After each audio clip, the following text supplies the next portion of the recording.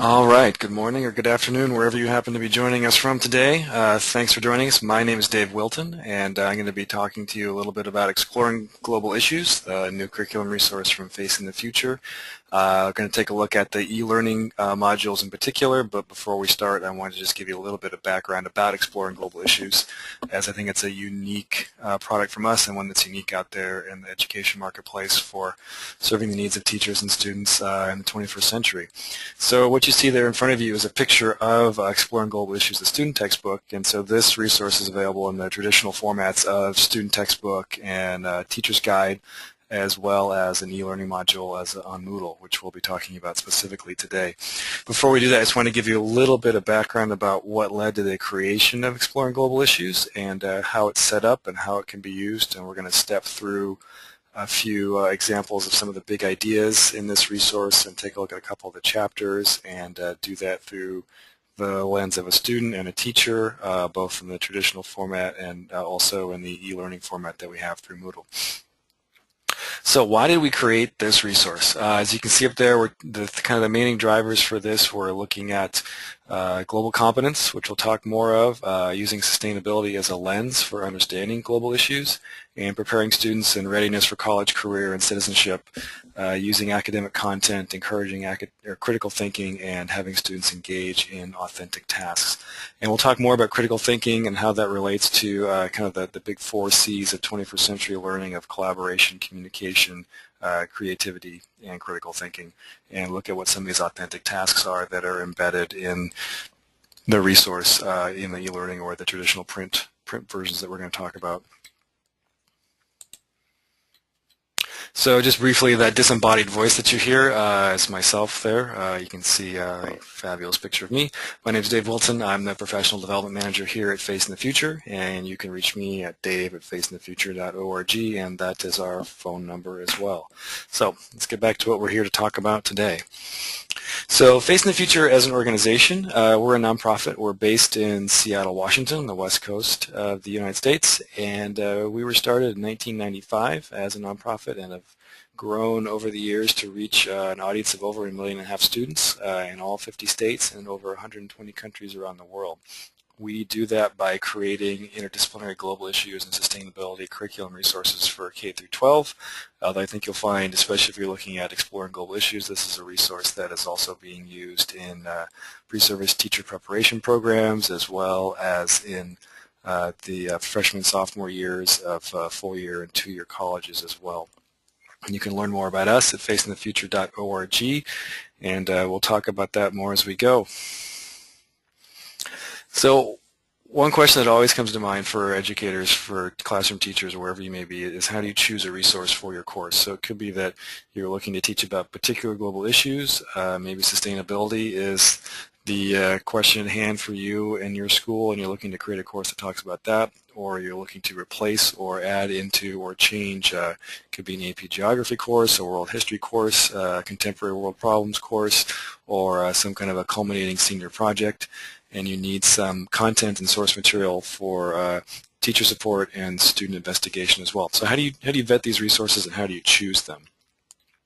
We're fortunate in this sense that I think Exploring Global Issues is obviously, I'm a little biased, a good resource to begin with, but also the Asia Society came up with some, as they say, questions to consider when reviewing global issues curricula.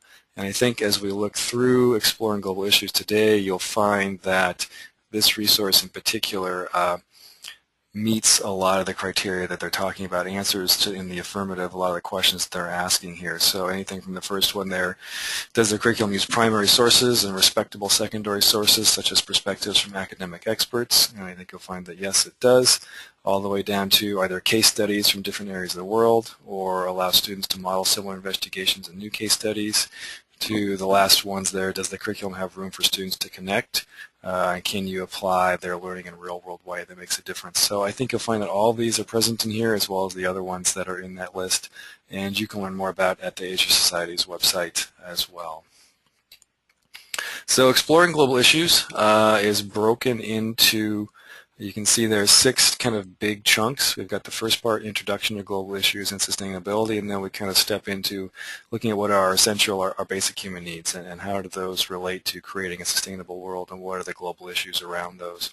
We then move into looking at what our collective impact is, looking at particular items that are looking at population, climate change, biodiversity, and also how that affects ecological footprint and carrying capacity.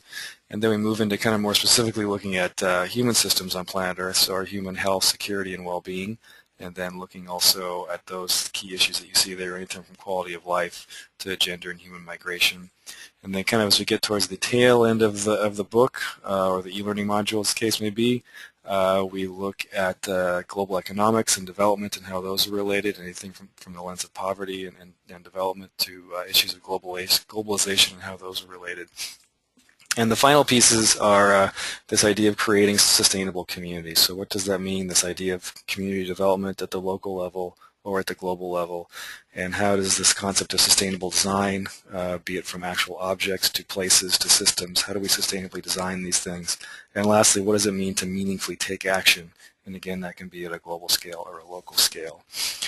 So Exploring Global Issues, we created it really because we felt like in today's interconnected world, students are going to be charged with the task of understanding events in very complex ways.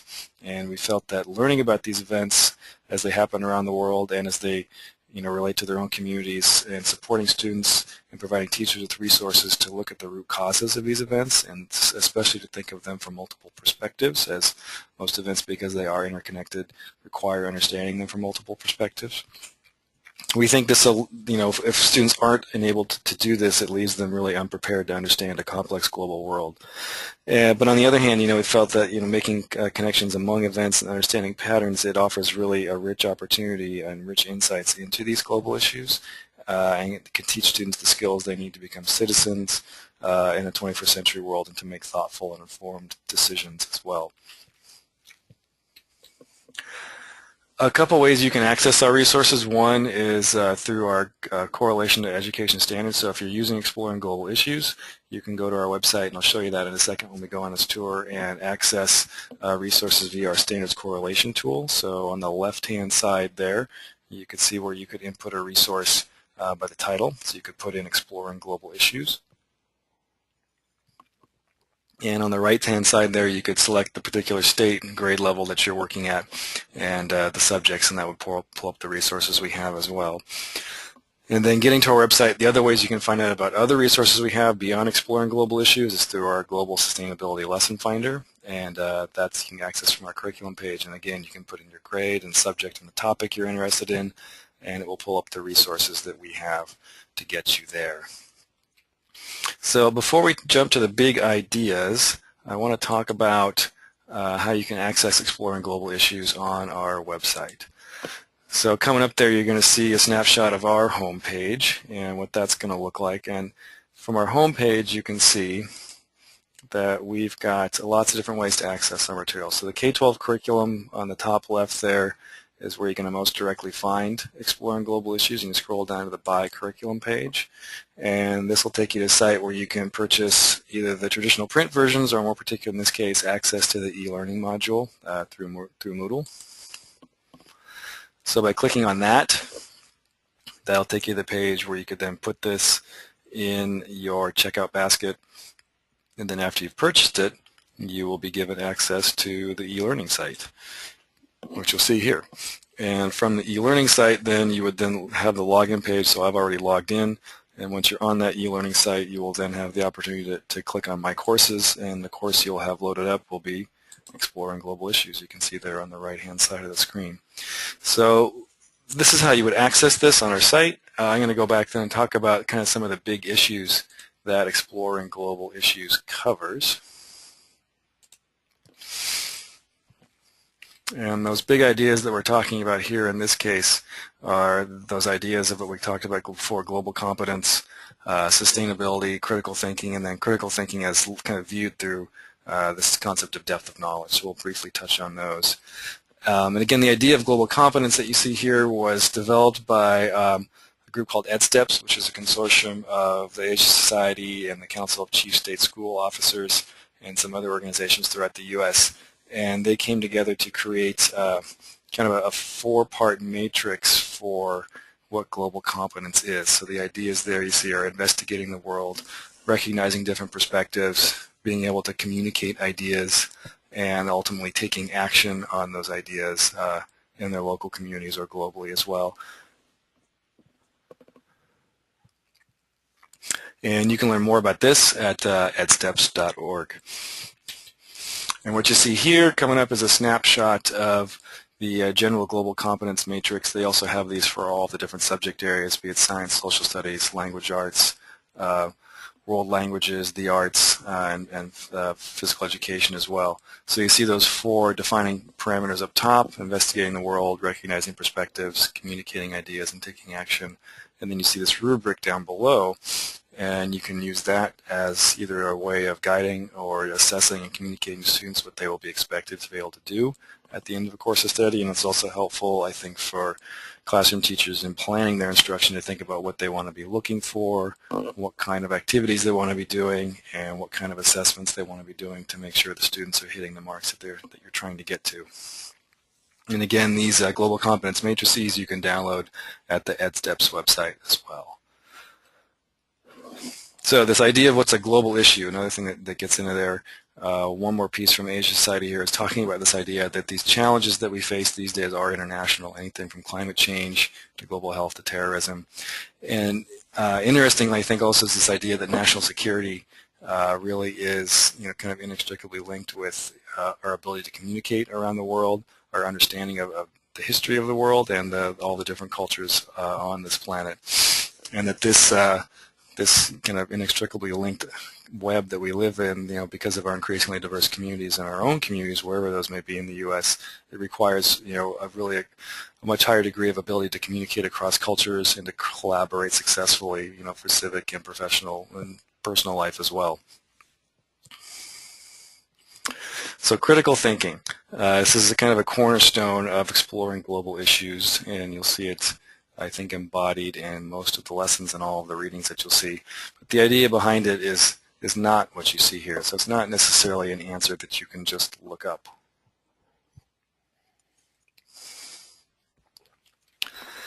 The idea behind critical thinking, as we've laid out in exploring global issues, is the idea that students can do these things, have these skills, possess these faculties. So the idea that you're being able to assess statements, you're seeking new solutions, you're adjusting your point of view, your opinion when you find new information, and also you're able to vet that information by looking for evidence to support the assumptions and beliefs that are behind that information, and then you reject information that you find is either incorrect or irrelevant. As an example of just a critical thinking activity, and we'll tie this in with depth of knowledge next, is looking at this question here. And you'll see these throughout exploring global issues, this idea of point-counterpoint, or what we call a sides debate. And so here's just one question up here, the question being developing countries should not be permitted to burn fossil fuels like developed countries have in the past 100 years. It's an issue that we're facing right now, and to think about if you had to pick one side and argue in favor or against that statement, how would you do that? Thinking back to what information would you gather, how would you determine its validity, how would you understand the point of view of the person putting out that information, and then how would you communicate that persuasively to people who may be thinking differently than you do.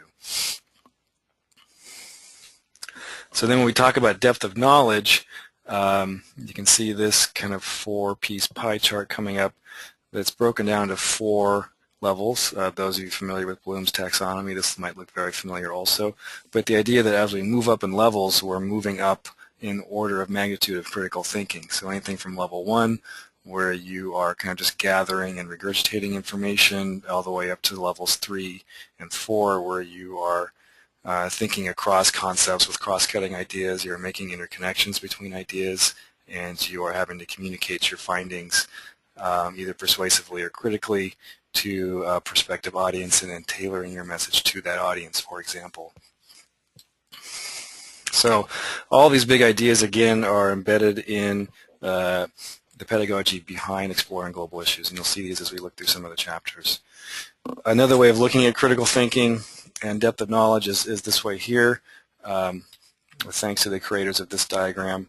So looking again at anything from level 1, which is basically simple recall, to level 2, which is kind of putting a skill and concept in practice, to level 3, what they call strategic reasoning, so you're providing support for your conclusions, and then up to level 4, which is what they call extended reasoning, so being able to relate concepts among discipline areas and being able to apply that to a real world or new situation. And in Exploring Global Issues, we provide different opportunities for assessing depth of knowledge and students' ability to think critically through both summative and formative assessments. So the formative assessments are ones that are along the way, so providing feedback to you and to students to help them improve their learning to see if you're on target or not. And those are going to be found in chapter discussion questions, reflection questions, activities students do, and these are all different components that are also included in performance-based assessments.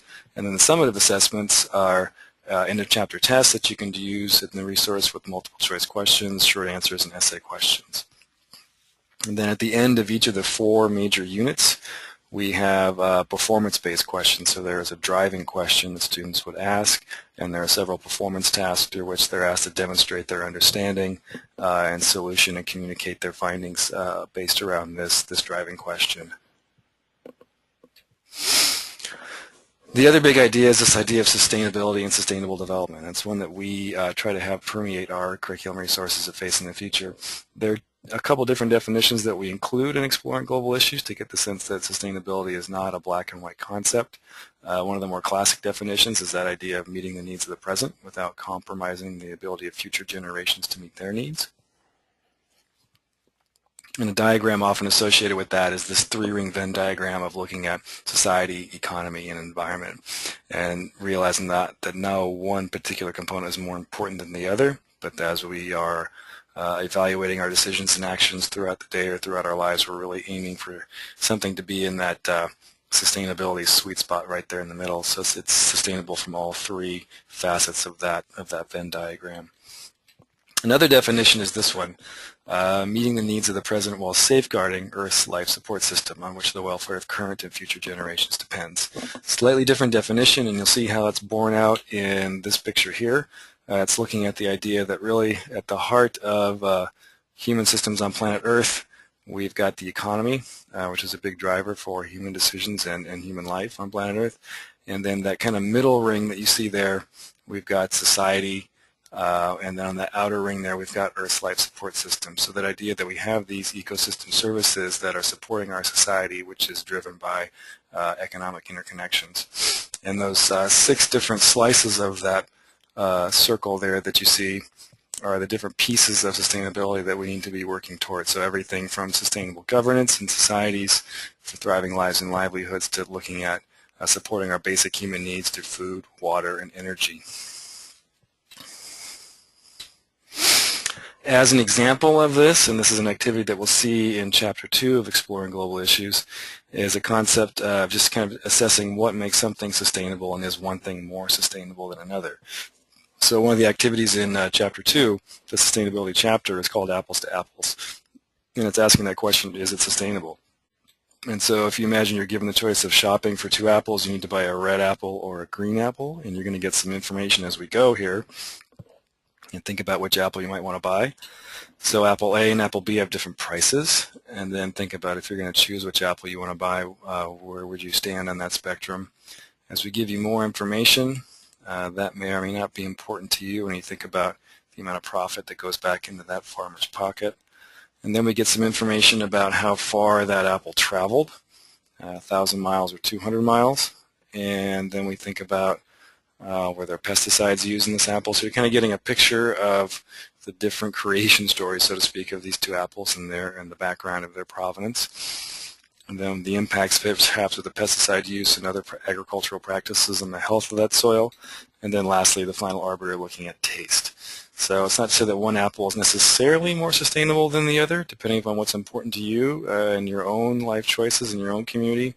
One may be more sustainable for you than the other. I think an important thing to think about sustainability is not the idea that you get to sustain a particular lifestyle, but that we're talking about sustaining an activity such that by its true definition, something that's sustainable could be done repeatedly over and over throughout time. So again, this is an activity that you'll find in Exploring Global Issues in Chapter 2, and we'll look at that chapter coming up soon here. So we're going to take a look at the chapters here. So first, chapter number 1 looks at global issues, and I want to take a look at this from the perspective of the e-learning course here in a minute, and I want to show you what that looks like as well. So the guiding questions for Chapter 1 are: how do we understand challenges facing the world today, and how can youth be involved in creating those solutions? And then this is a perspective from the teacher's guide, is looking at what are the big ideas. So the idea that global issues affect large numbers of people, they span geographic and political boundaries, and they persist over time. That is the definition of a global issue. And then understanding interconnections can help us seek solutions for these issues.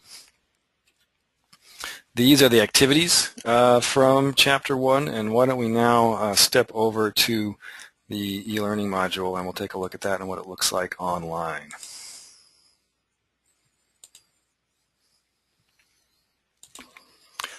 So once you've logged in, you'll then have your option to pick from your course, as we showed before, and then Exploring Global Issues is the course. And so let's look at Chapter 1. And so we're going to be looking at this from the teacher perspective first. And so in Chapter 1, you can see the teacher notes for Chapter 1. And so it gives you, again, the big ideas, the guiding questions, key concepts that we're talking about here, and then the vocabulary that'll be important for students to understand at the end, and looking at some of the connections that we have between these different contexts as well, anything from history to economics, geography, and civics.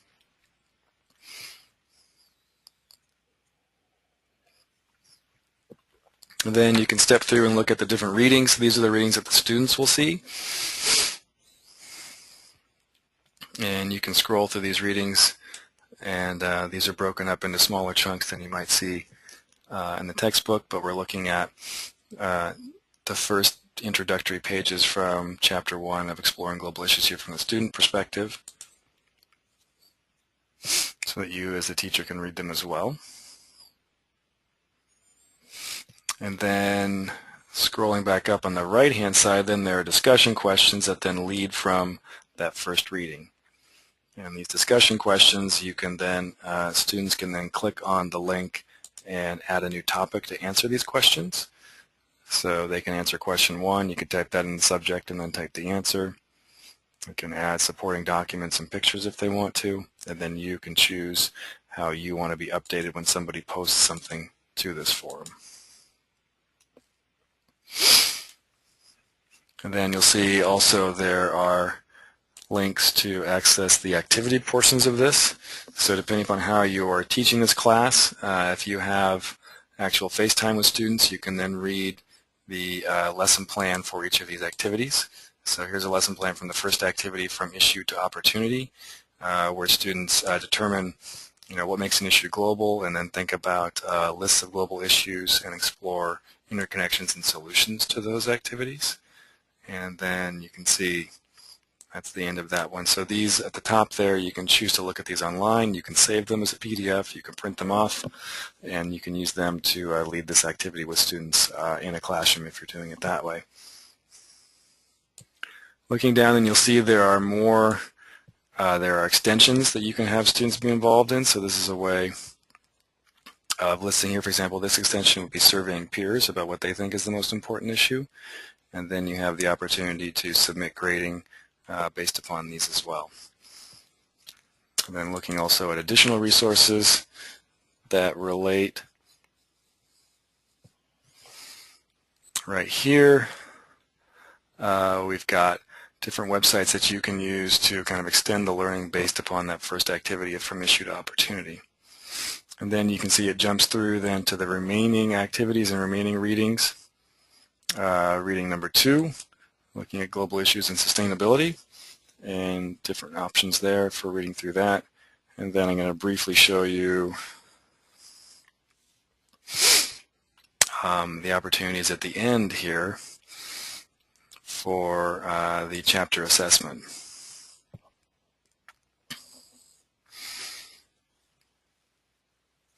And we'll look at that from the student perspective. So we're going to change the role here to one of student. And we'll do the chapter assessment this way. There we go. So this chapter's, oh, well, you know what? I already took that test. That's right. So we'll look at the one for chapter number 2 then for sustainability. So let's go back for a second and talk about the other chapter in this resource, and then we'll go back and look at some of the other things you can do with the Moodle platform.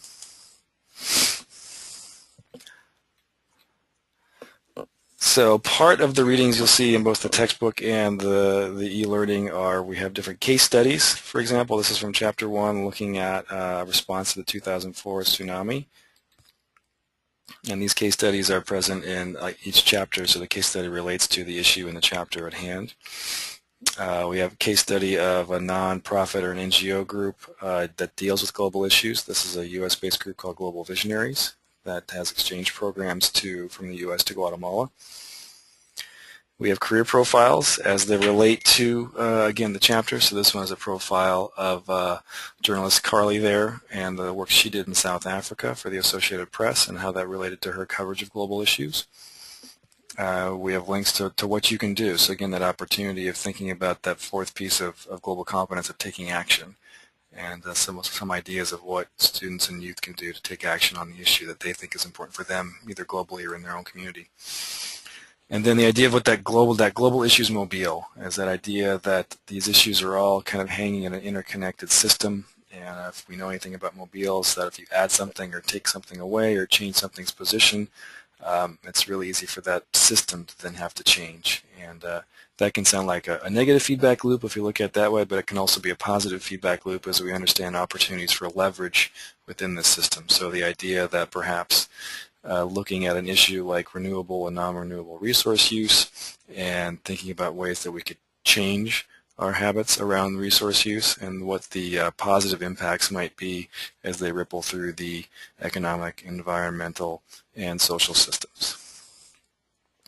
So again, the idea of what makes an issue global is what kind of permeates Chapter 1, and asking students to think about what makes an issue global, what are its local connections, and how would you choose an issue to take an action on. So we've got, again, that idea that these impacts are significant, they cross boundaries, be they ecological or political. They don't go away, and they're highly interconnected, as we can see there through that mobile. The culminating activity for Chapter 1 is called Making Global Connections, and that's where you can see here, for example, some adults doing this in a teacher professional development workshop we did a couple years ago. Each person gets a different issue, so your issue could be climate change, your issue could be water, and one person tosses the ball of yarn to another person who has to describe how their issue, so perhaps how climate change is connected to water. And so we developed this web of interconnected global ideas, and students begin to get an understanding of what seemingly disparate ideas are and how they actually are truly interconnected. So let's take a look at Chapter 2 then in the Moodle course, and we'll look at a few different options here to highlight some of the other opportunities.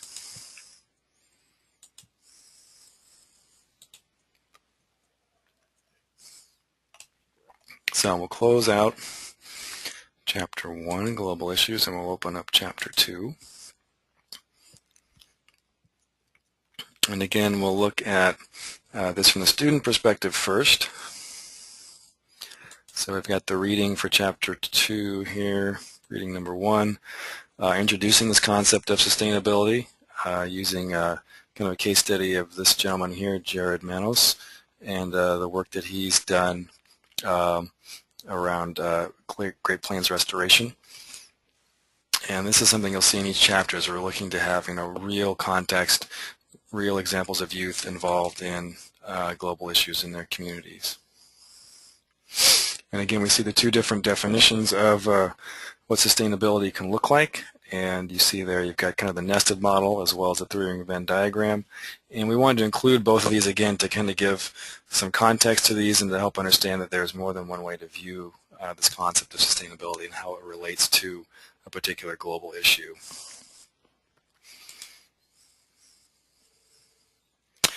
And then lastly, making connections to how sustainability is connected to each of us. And then finishing up with, again, the youth profile. So this is a profile of Raul from Chinchilla, Peru, and work that he is doing to help make a sustainable community for where he grew up. So again, you can see that we've got the discussion questions. We'll pull those up briefly and how students can then post these. So discussion questions, for example, number 3, think about a choice you made recently in your life and use one of the sustainability frameworks to determine if you think it was a sustainable choice or not. So students can choose which framework they want to use, either the nested or the Venn diagram, and evaluate using some questions and protocols in the activity to figure out if it was a sustainable choice or not. And again, as we saw in the Apple activity, which is contained in this unit, you'll see what that can come out to based on the questions you've chosen to answer. So we're going to go back to this from a teacher perspective for a minute here. And we'll look at what that activity looks like, apples to apples. And again, it'll pull this up from the teacher perspective. It'll give you the introduction.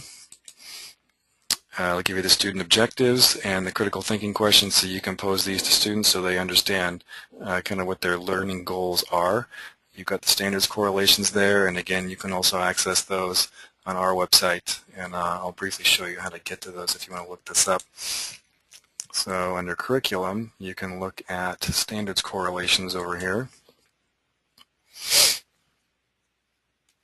And we'll pull up Exploring Global Issues and the Teacher's Guide. And we'll see, for example, activity, and since we are in Washington State, we will just use that one. Actually, let's just use the Common Core State Standards. What am I saying? So these are the general Common Core State Standards.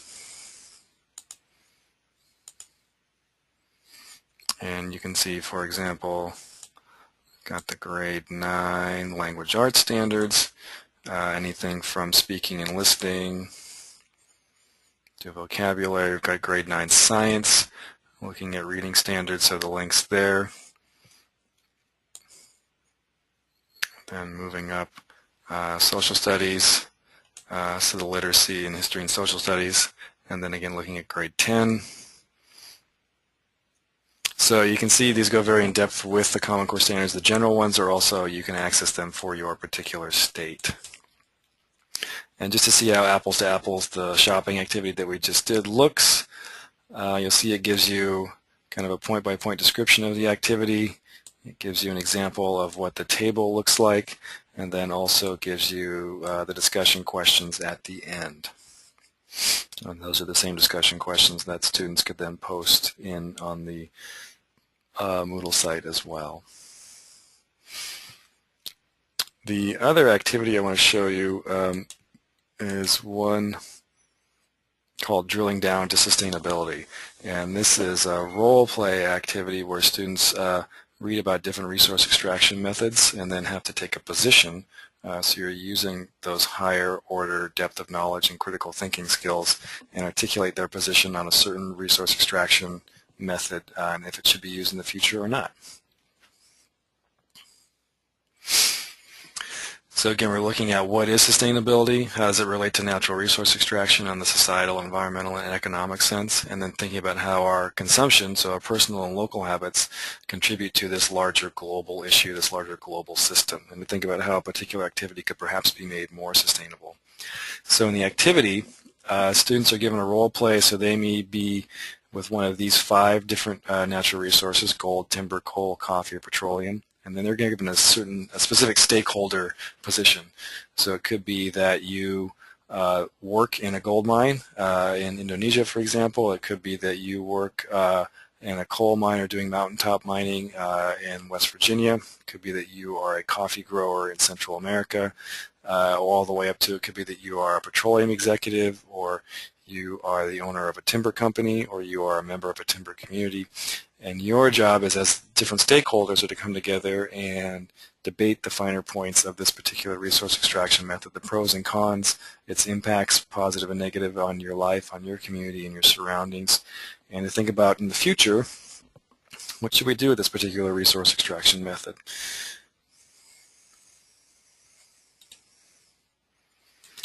And then looking at that through the teacher itself, you'll see what the activity looks like. And again, this will come up as a viewable PDF within the eLearning site. And again, you'll see the objectives, the critical thinking questions, and then lastly, they give you how much time it takes, the national standards correlations, which you can see here, and then you can also get more in depth on our website as well. And then as we go through it, you'll see it gives you again the introduction, the steps to take, the discussion questions there on the bottom right-hand side. It gives you additional resources that relate to this as far as websites about different kinds of natural resource extraction that you can have students research or you can use for your own background knowledge. And then scrolling down then next, we get the different handouts for students for the different stakeholder role play. So here again you can see for the gold group, for example, you might be a gold miner, you might work for a cell phone company, you might work for a national government, you might be an environmental scientist, or you could be a resident of a community next to a gold mine. And so these repeat for all of the different resource types. Scroll by those. And then there is a worksheet that group members for each different resource type can use to answer these questions, or they could do this online as well. So looking at what are the impacts, what overall, is it environmentally sustainable, how does it affect your economy, is it economically sustainable, and how does this impact the people in communities that are in your area. And then the culminating pieces here is to then think about, on a scale of 1 to 5, how would you rate this overall, and what do you think we should do in the future? So moving through here then, there are the other activities and other student readings in Chapter 2. And I'm going to move down to the chapter assessment here. And let's show you an assessment that works. So let's take a look at the chapter assessment for Chapter 3, which is the food chapter. And that's a chapter that you can download for free from our website.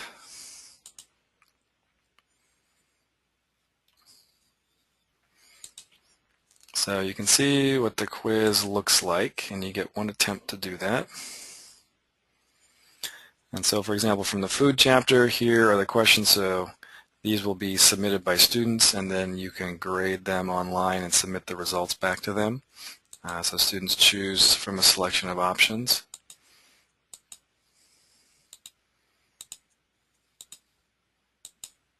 And then they submit those, and you can see question 2.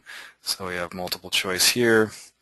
Question 3, using a flow chart to evaluate. Question 4, talking about the CDC. And question 5, looking at farming and environmental impacts. And I'm going to skip to the end here so you can get a sense of these questions go up in magnitude of thinking as well. So again, they're asked to evaluate information. They're asked to explain their thinking here in a short answer piece. They're asked to look at different quotes and to evaluate those quotes and think about what they're talking about. So we're looking at the Green Revolution in a short answer piece.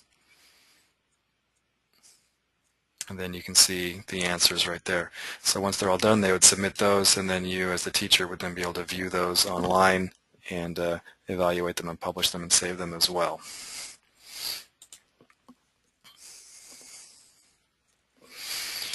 All right, so let's go back to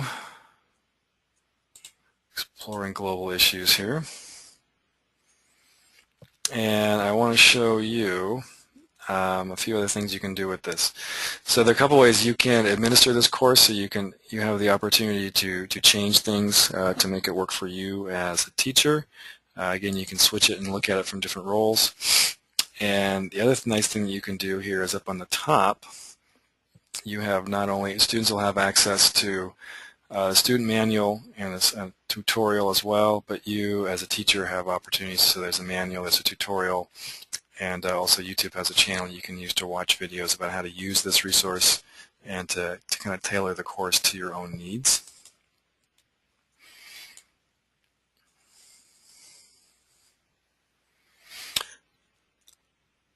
And then let's take a look at the final chapter here, taking action, because I think this is a different one than you've seen for most.